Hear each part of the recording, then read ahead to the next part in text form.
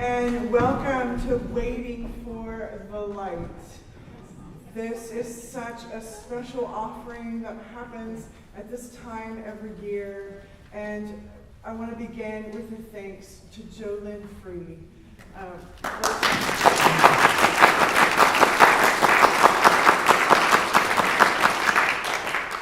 This labor of love that takes place during the course of the entire year, which we now get to enjoy.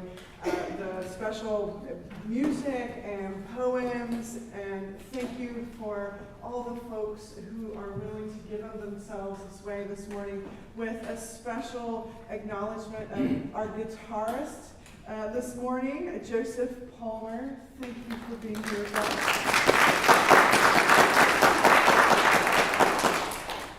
And then also Reverend Jennifer Cumberbatch. Thank you so much for being here. So with that, I just want to say thank you for being at All Saints. My name is Genevieve Razim, and I will now go take off my vestments from the service earlier. So enjoy.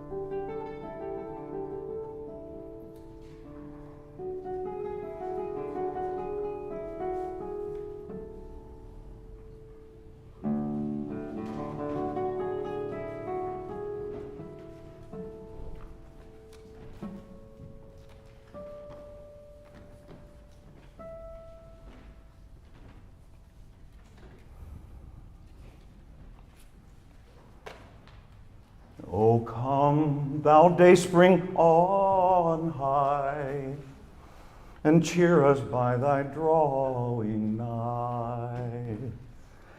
Disperse the gloomy clouds of night, and death's dark shadows put to flight. The snow moon. Here, in this first-ring suburban neighborhood, we are far from the spongy paths of the forest peoples who gave this moon its name. We are not far from the snow moon itself, which rises through the bare trees as it has done since long before we were here, since long before the forest peoples were here. The world is warming now, and this year the snow moon heralds no snow. The bluebirds are peeking into the sun-drenched nest box. The star magnolia is in full bloom weeks before its time.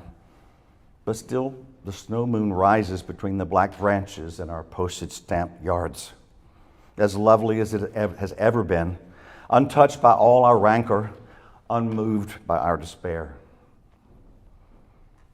Let the earth cast a shadow across its golden glow. Let the green-headed comet streak past, unclasped on its journey through the darkness. Still, the snow moon rises and sets as it must. It has never burned, and it will never darken.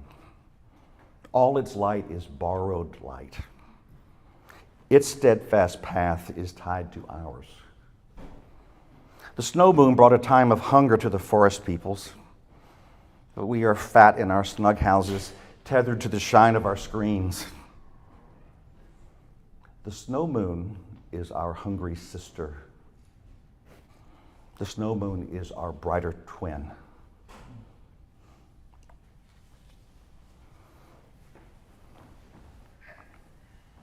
The still life. Now, just at that silent place between sadness and gratitude, wind-worn balances we all weather, a cardinal leaps from a bare trim limb, its red bloom lingering. The sun down in deepening darkness where the clouds consume it, evanescence of orange and purple. How moment passes, how memory holds. The heart must break if it has ever felt joy. The heart must break because diminished things matter, and having mattered, hold still. You were here for us. Then break, heart. Your fingers lie upon the pulse of our days.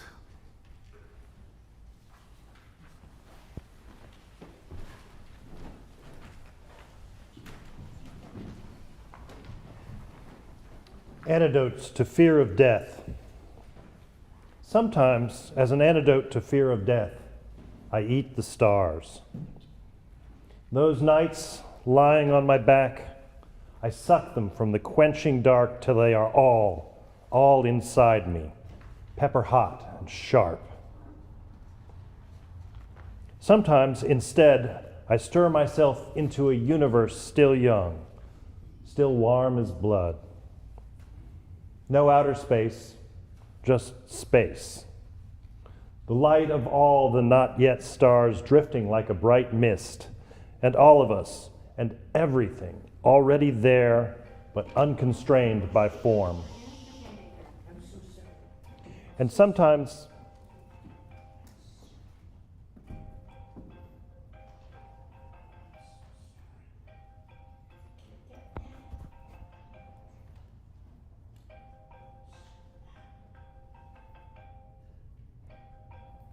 it's all right. And sometimes it's enough to lie down here on earth beside our long ancestral bones, to walk across the cobble fields of our discarded skulls, each like a treasure, like a chrysalis, thinking, whatever left these husks flew off on bright wings. My God, it's full of stars.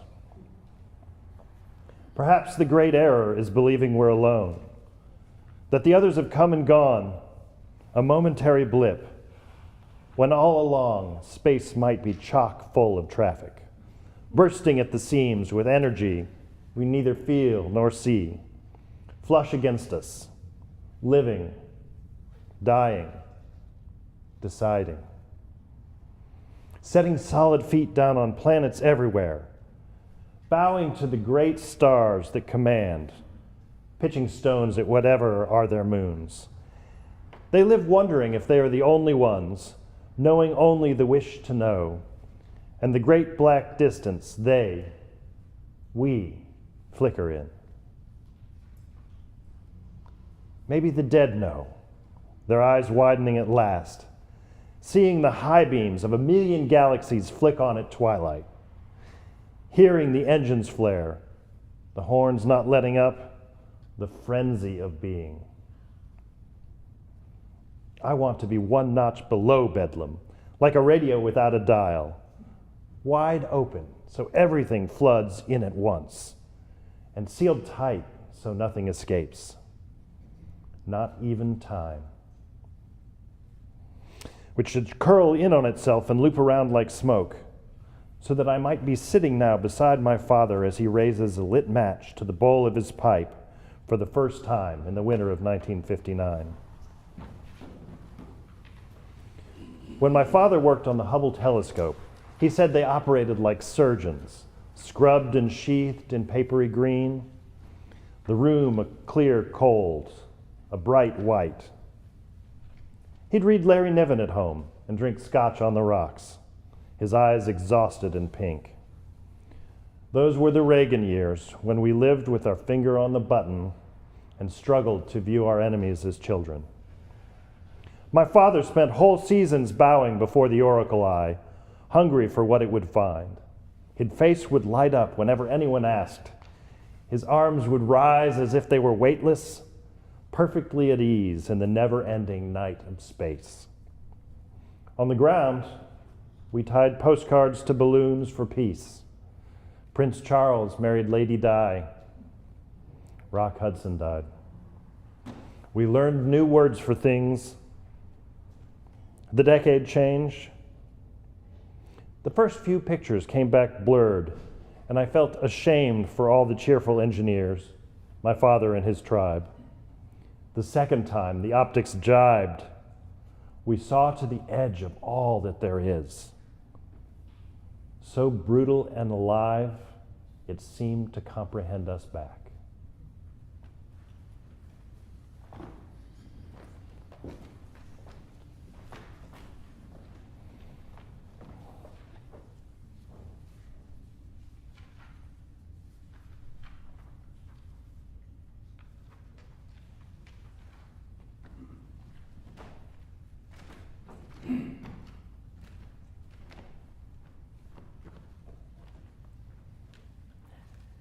For calling back the spirit from wandering the earth in its human feet. Put down that bag of potato chips, that white bread, that bottle of pop. Turn off that cell phone, computer, and remote control. Open the door and then close it behind you. Take a breath offered by friendly winds. They have traveled the earth gathering the essences of plants to clean.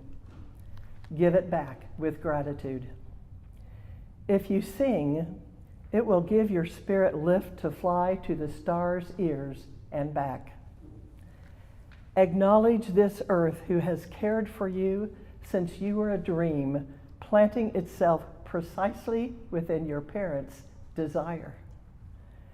Let your moccasin feet take you to the encampment of the guardians who have known you before time, who will be there after time. They sit before the fire that has been there without time. Let the earth stabilize your post-colonial insecure jitters. Be respectful of the small insects, birds, and animal people who accompany you. Ask their forgiveness for the harm we humans have brought down upon them. Don't worry. The heart knows the way, though there may be high-rises, interstates, checkpoints, armed soldiers, massacres, wars, and those who despise you because they despise themselves. The journey might take a few hours, a day, a year, a few years, 100, 1,000, or even more. Watch your mind. Without training, it might run away and leave your heart for the immense human feast set by the thieves of time. Do not hold regrets. When you find your way to the circle, to the fire kept burning by the keepers of your soul, you will be welcomed. You must clean yourself with cedar, sage, and other healing plant. Cut the ties you have to failure and shame. Let go the pain you are holding in your mind, your shoulders, your heart, all the way to your feet. Let go the pain of your ancestors to make way for those who are heading in our direction. Ask for forgiveness. Call upon the help of those who love you. These helpers take many forms: animal, element, bird, angel, saint, stone, or ancestor. Call your spirit back. It may be caught in corners and creases of shame and judgment and human abuse. You must call it in a way that your spirit will want to return. Speak to it as you would a beloved child. Welcome your spirit back from its wandering. It may return in pieces, in tatters. Gather them together. They will be happy to be found after being lost for so long. Your spirit will need to sleep a while after it is bathed and given clean clothes. Now you can have a party. Invite everyone you know who loves you and supports you. Keep room for those who have no place to go. Make a giveaway, and remember, keep the speeches short. Then you must do this. Help the next person find their way through the dark.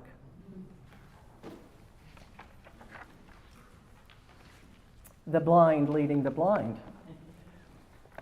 Take my hand. There are two of us in this cave. The sound you hear is water. You will hear it forever. The ground you walk on is rock. I have been here before.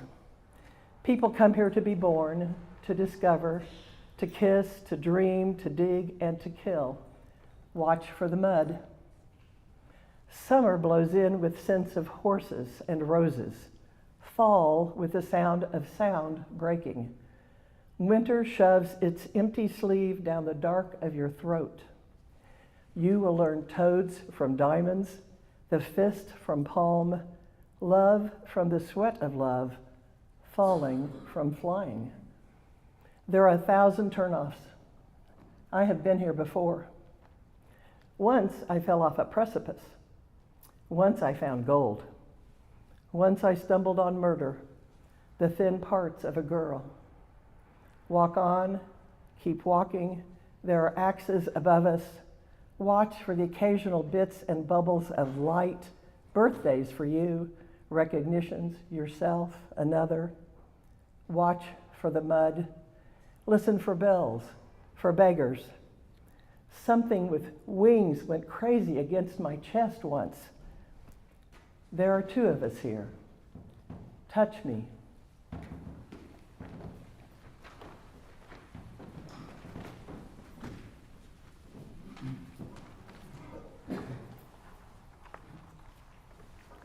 Teaching a stone to talk. The island where I live is peopled with cranks like myself. In a cedar shack on a cliff, he's a man in his 30s who lives alone with a stone he's trying to teach to talk. Wisecracks on this topic abound, as you might expect, but they are made, as it were, perfunctorily and mostly by the young. For in fact, almost everyone here respects what Larry is doing, as I do, which is why I am protecting his or her privacy and confusing for you the details. It could be, for instance, a pinch of sand he is teaching to talk, or a prolonged northerly, or any one of a number of bright waves. But it is, I assure you, a stone. It is, for I've seen it, a palm-sized oval beach cobble whose dark gray is cut by a band of white which runs around and presumably through it. Such stones we call wishing stones, for reasons obscure but not, I think, unimaginable. He keeps it on a shelf. Usually the stone lies protected by a square of untanned leather, like a canary asleep under its cloth. Larry removes the cover for the stone's lessons, or more accurately, I should say, for the ritual or rituals they perform together several times a day. No one knows what goes on at these sessions, least of all myself. For I know Larry but slightly, and that owing only to a mix-up in our mail. I assume, like any other meaningful effort, the ritual involves sacrifice, the suppression of self-confidence, and a certain precise tilt of the will, so that the will becomes transparent and hollow, a channel for the work. I wish him well. It is noble work. It is a noble work and beats from any angle selling shoes. The great event. It's going to happen very soon. The great event which will end the horror, which will end the sorrow. Next Tuesday, when the sun goes down, I will play the Moonlight Sonata backwards. This will reverse the effects of the world's mad plunge into suffering for the last 200 million years. What a lovely night that would be. What a sigh of relief as the senile robins become bright and red again, and the retired nightingales pick up their dusty tails and assert the majesty of creation. Tonight in Oakland, tonight let everyone be their own Lord.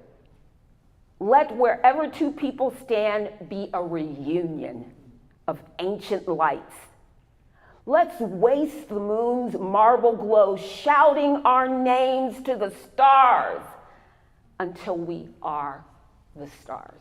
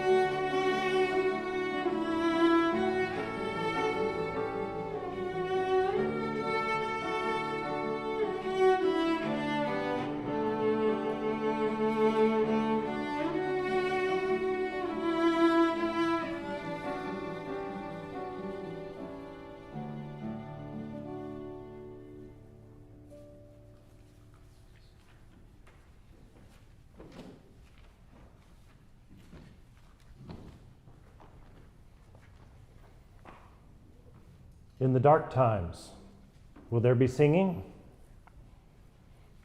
Yes, there will be singing about the dark times.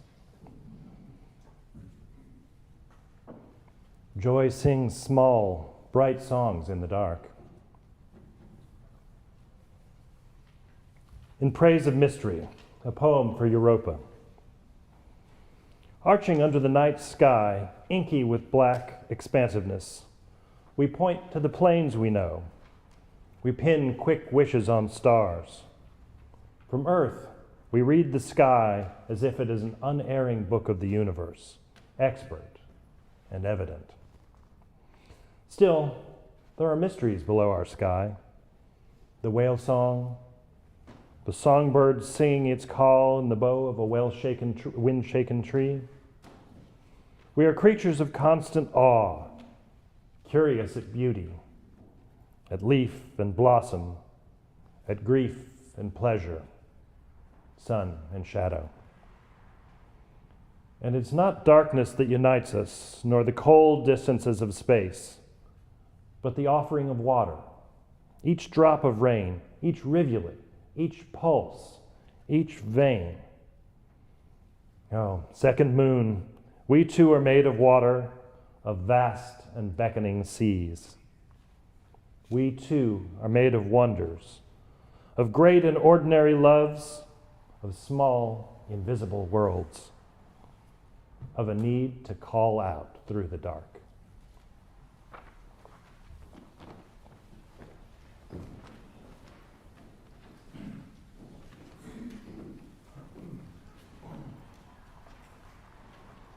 Trough. There is a trough in waves, a low spot where horizon disappears and only sky and water are our company.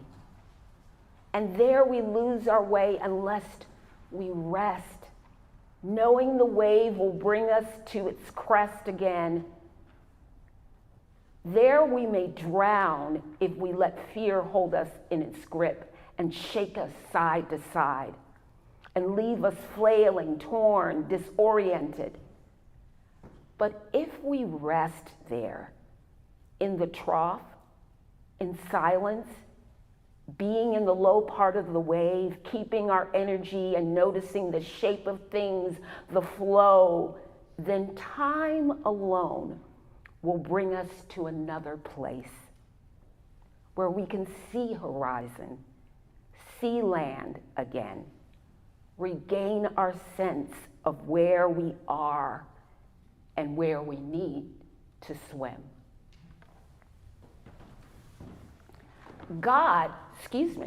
Dog. A little dyslexia. Okay. Dog is a way of thinking. My language, which likes to prove I am not alone, wants to talk to me again today. It's telling me, don't forget, you want to be less like Homer and not at all like Milton, but more like your dog. Your dog, my language says, knows things are there. Doesn't want blindness to see a world, only a nose to know what's knocking now, who's on her way home. There's no yesterday. Your dog, if he could talk, my language tells me, would every day, like a radio, catch an airwave and say, today?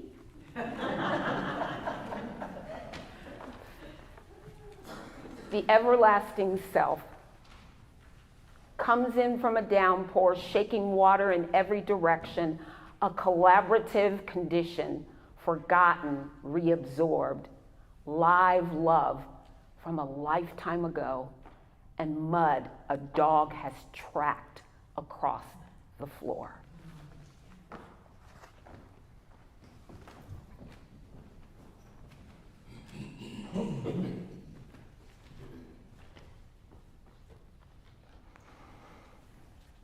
Anvil.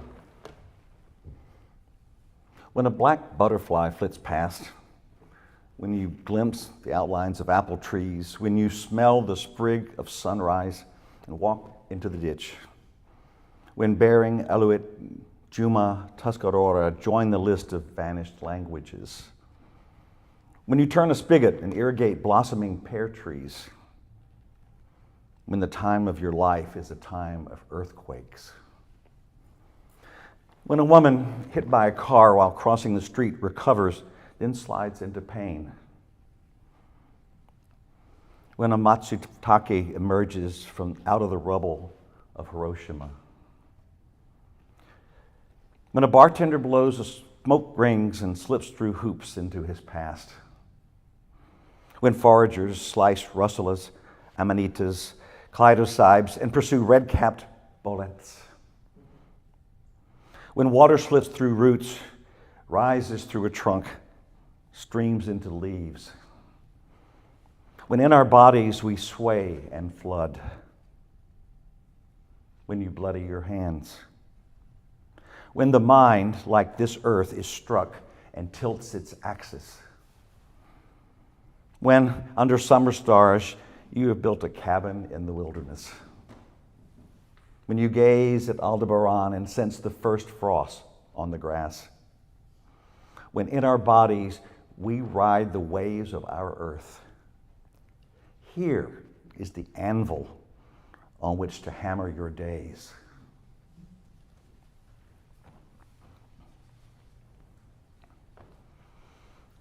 Listen to the golden boomerang return. We stopped studying the night sky for directions. If someone said we made it up, planet Earth isn't real, we would try to verify, try to be sure. Critics are the evidence we do not trust ourselves. Your imagination is asking for parole. What is your verdict, Warden? Try to always remember the calendar made of light our ancestors followed to pass the year.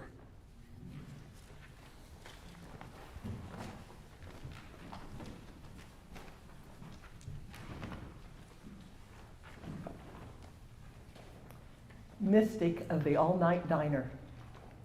I am the mystic of the dollar store and the all-night diner. I am the prophet waiting to drive through to get my coffee.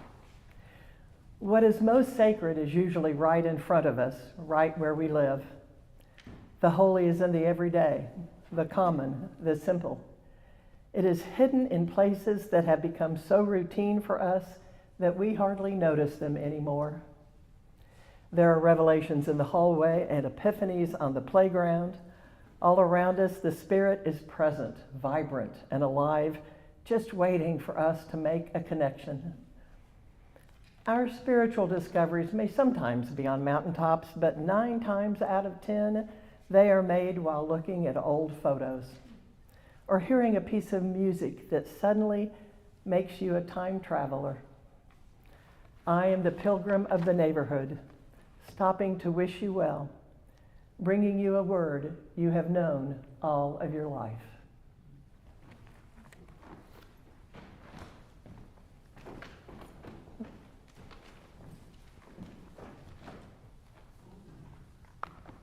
Thanksgiving. Winter break came so early in December that it made no sense to go home for Thanksgiving, no matter how homesick I was. But as the dark nights grew longer and the cold winds blew colder, I wavered. Was it too late? Could I still change my mind? It was too late. Of course, it was far, far too late. And I had papers to write. I had papers to grade. Also, I had no car. And forget booking a plane ticket so close to the holidays. Even if I'd had money to spare for a plane ticket, which on a grandiose student stipend, I definitely did not. Amtrak was sold out. And the long, long bus ride seemed too daunting. I would be spending Thanksgiving in Philadelphia, 1,000 miles from home. I don't think I can stand it here, I said during the weekly call to my parents that Sunday. I don't know if I can do this. Just come home, my father said. It's too late. I was crying by then. It's way too late. You can always come home, sweet, he said. Even if you marry a bastard. You can always leave him and come on home. I wonder now, decades later, if my father's words were more than a reminder of my everlasting place in the family. I wonder now if they were also an expression of his own longing for the days when all his chicks were still in the nest, when the circle was still closed and the family that he and my mother had made was complete. I was the first child to leave home, but I had given no thought to my parents' own loneliness as they pulled away from the curb in front of my apartment in Philadelphia, an empty U-Haul rattling behind Dad's ancient panel van for the long drive back to Alabama without me. I gave no thought to it then, but I think of it all the time now. I think of my father's words across a bad landline connection in 1984 that reached my homesick heart in cold Philadelphia. I think of the 26-hour bus ride into the heart of Greyhound darkness that followed, a desperate journey that got me home in time for the squash casserole and the cranberry relish. I think most of all of my own happiness, of all the years with a good man and the family we had made together and the absorbing work. Everything that followed a single season of loss. And only because I listened to my father, because I came home.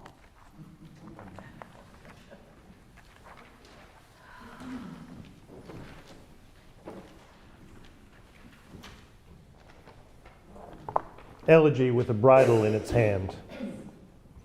One was a bay cowhorse from Piedra, and the other a washed-out palomino, and both stood at the rail of the corral, and both went on aging in each effortless tail swish, the flies rising and congregating again around their eyes and muzzles and withers.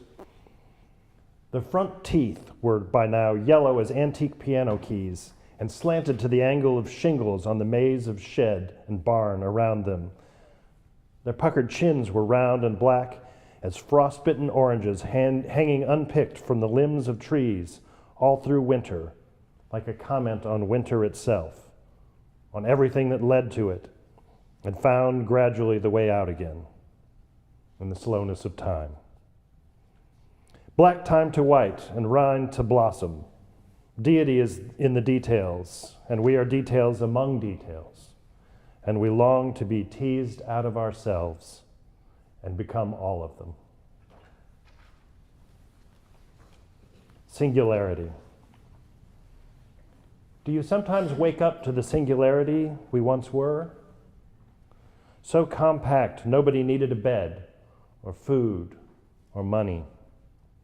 Nobody hiding in the school bathroom, or home alone pulling open the drawer where the pills are kept. For every atom belonging to me as good belongs to you. Remember? There was no nature, no them. No test to determine if the elephant grieves her calf, or if the coral reef feels pain. Trashed oceans don't speak Farsi or French. Would that we could wake up to what we were when we were ocean, and before that, to when sky was earth, and animal was energy, and rock was liquid, and stars were space, and space was not. At all, nothing. Before we came to believe humans were so important, before this awful loneliness. Can molecules recall it? What once was? Before anything happened? No I, no we, no one, no was, no verb, no noun. Only a tiny dot brimming with is,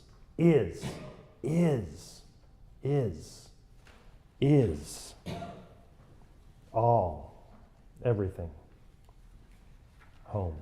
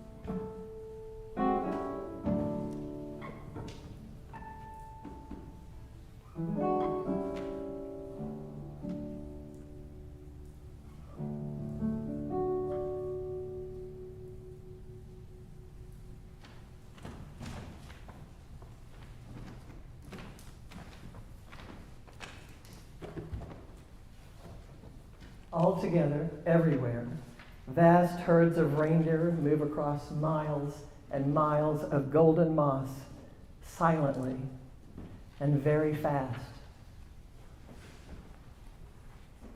Annunciation. We know the scene, the room, variously furnished, almost always a lectern, a book, always the tall lily. Arrived on solemn grandeur of great wings, the angelic ambassador, standing or hovering, whom she acknowledges, a guest. But we are told of meek obedience. No one mentions courage. The engendering spirit did not enter her without consent. God waited. She was free to accept or to refuse, choice integral to humanness. Aren't there enunciations of one sort or another in most lives? Some unwillingly undertake great destinies and act them with sullen pride, uncomprehending. More often, those moments when roads of light and storm open from darkness in a man or a woman are turned away from, in dread, in a wave of weakness, in despair, and with relief. Ordinary lives continue. God does not smite them, but the gates close. The pathway vanishes. She had been a child who played, ate, slept like any other child, but unlike others, wept only for pity, laughed in joy, not triumph. Compassion and intelligence fused in her, indivisible. Called to a destiny more momentous than any in all of time, she did not quail, only asked a simple, "How can this be?" And gravely, courteously, took to heart the angel's reply, the astounding ministry she was offered. To bear in her womb infinite weight and lightness, to carry in hidden finite inwardness 9 months of eternity, to contain in slender vase of being the sum of power, in narrow flesh the sum of light, then bring to birth, push out into air a man-child, needing, like any other, milk and love, but who was God. This was the moment no one speaks of, when she could still refuse. A breath unbreathed, spirit suspended, waiting. She did not cry, "I cannot, I am not worthy," nor "I have not the strength." She did not submit with gritted teeth, raging, coerced. Bravest of all humans, consent illumined her. The room filled with its light, the lily glowed in it, and the iridescent wings. Consent, courage unparalleled, opened her utterly.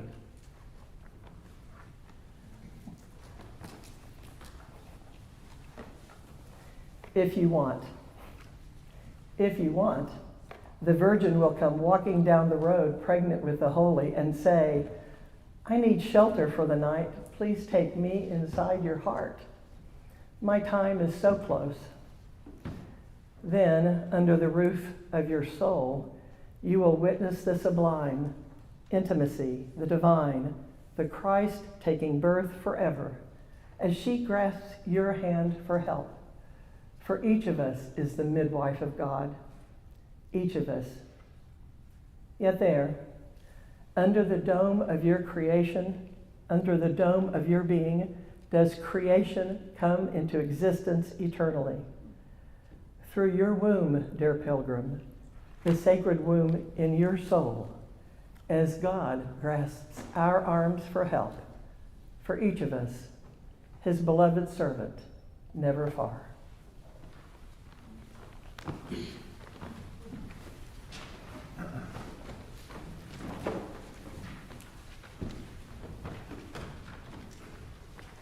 Model train display at Christmas in a shopping mall food court. These kids watching so intently on every side of the display must love the feeling of being gigantic, of having a giant's power over this little world of snow, where buttons lift and lower, the railway's crossing gate, or switch the track, or make the bent wire topped with the toy helicopter turn and turn like a sped-up sunflower. A steam engine draws coal tender, passenger cars, and a gleaming caboose out from the mountain tunnel, through a forest of spruce and pine, over the trestle bridge, to come down near the old silver mine. Maybe all Christmases are haunted by Christmases long gone. Old songs, old customs, people who loved you and have died. Within a family, sometimes even the smallest disagreements can turn and grow unkind. The train's imaginary passengers, looking outward from inside, are steaming toward the one town they could be going to. The town they have just left, where everything is local and nothing is to scale. One church, one skating rink, one place to buy a saw, a single hook and ladder truck, and one officer of the law. Maybe in another valley it's early spring and the thick air is redolent of chimney smoke and rain, but here the diner's always open so you can always get a meal.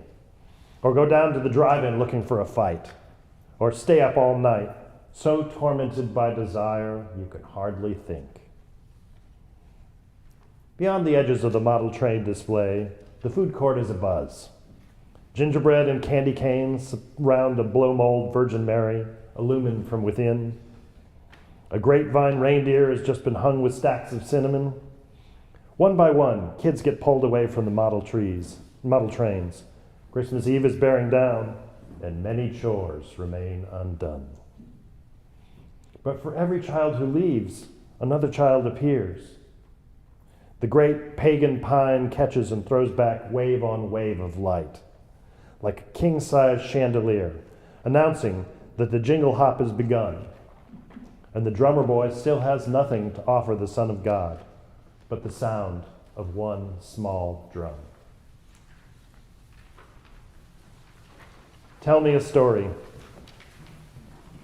Long ago in Kentucky, I, a boy, stood by a dirt road in the first dark and heard the great geese hoot northward.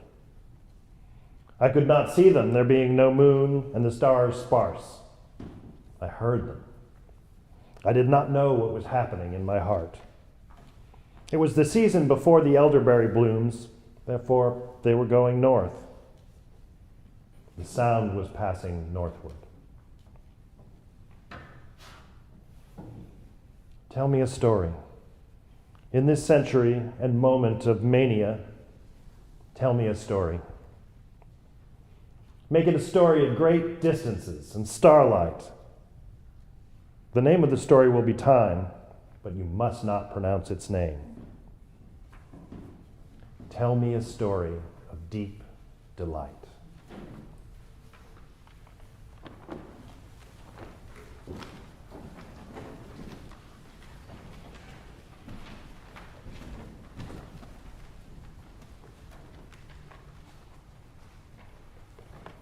It's still possible. It's still possible to fully understand you have always been the place where the miracle has happened. That you have been, since your birth, the bread given and the wine lifted, the change witnessed and the change itself. That you have secretly been, all along, a goodness that can continue to be a goodness to itself. It's still possible in the end to realize why you are here and why you have endured and why you have suffered so much.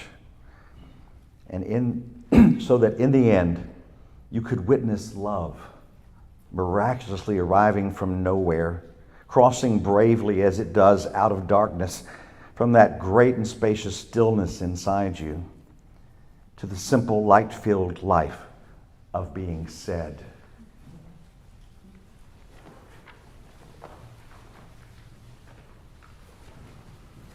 Priceless gifts. An empty day without an event, and that is why it grew immense as space, and suddenly happiness of being entered me. I heard in my heartbeat the birth of time, and each instance of life, one after the other, came rushing in like priceless gifts. So much to do still, and all of it praise.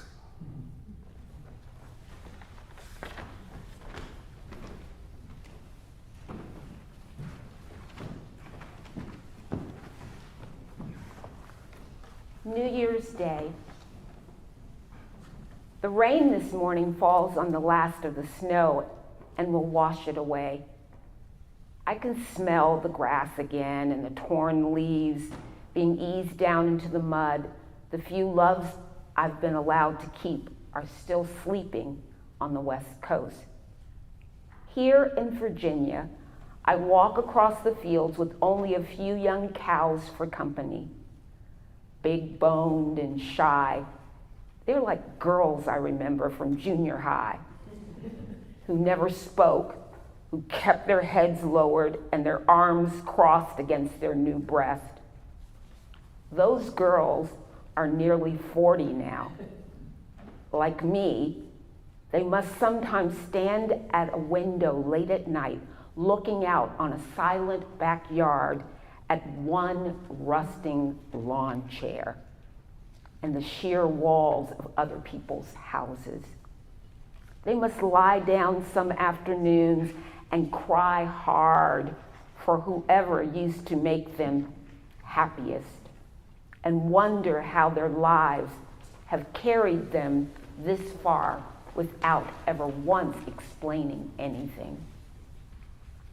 I don't know why I'm walking out here with my coat darkening and my boots sinking in, coming up with a mild sucking sound I like to hear.